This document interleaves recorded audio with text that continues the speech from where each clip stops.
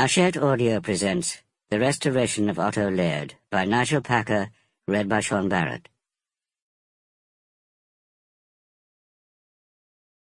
Chapter 1.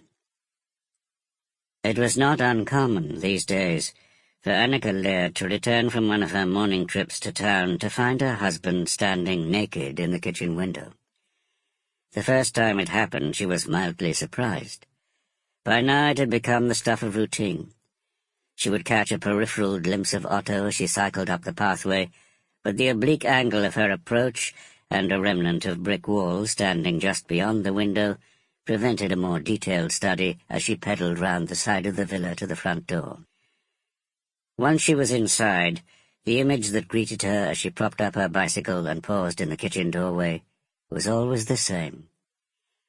Otto stood with his back to her, his pale buttocks luminous in the gloom, and stared through the window with a still intensity. Sometimes, during rain, she would discover him pressing his fingertips lightly to the pane, one arm stretched before him in an attitude of silent reverence. Annika watched in fascination from the cinnamon-scented doorway. Otto's aging body was transformed by the quivering half-light into something elegant and weightless, an elderly sea lion moving through the depths.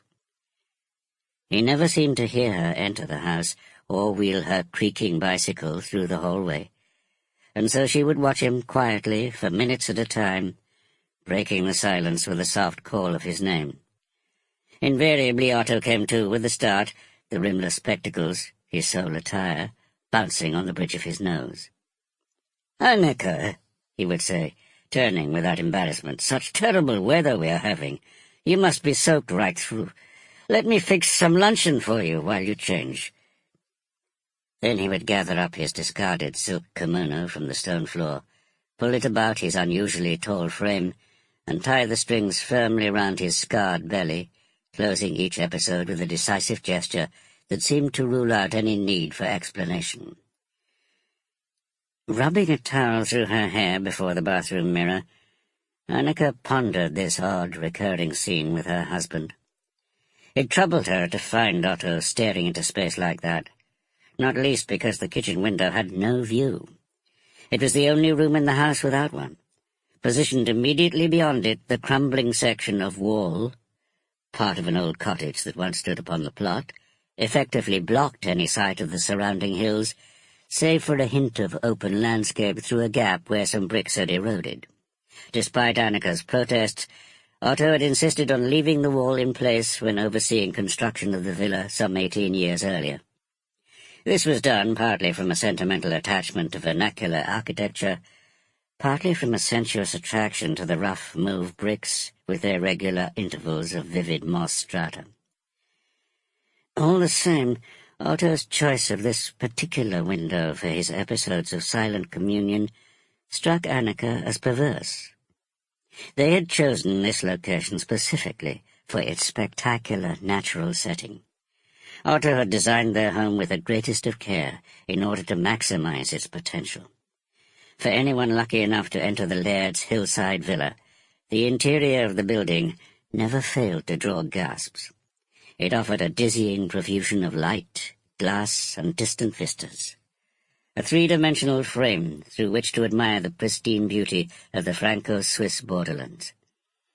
The blue hills of the Jura could be seen to the north. Southward, the giant peaks of the Savoy Alps. Broken and discolored as a dentist's dream during summer, they were restored each year to a glinting perfection by the first winter snows.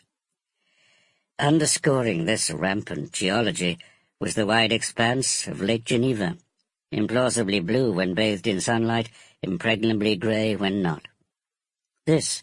All of this, was available to the Lairds for moments of quiet contemplation. The same timeless landscapes that had once inspired Voltaire, the Shelleys, and Byron. Yet Otto, thinker, visionary, the avant-garde's answer to Sir Christopher Wren, Otto seemed much happier with his piece of crumbling wall. "The inscrutability of genius," Annika told her reflection in the bathroom mirror. In truth, she was not convinced by the term, but others had used it when describing her husband, so who was she to argue? Wandering about naked, too. Sample complete. Ready to continue?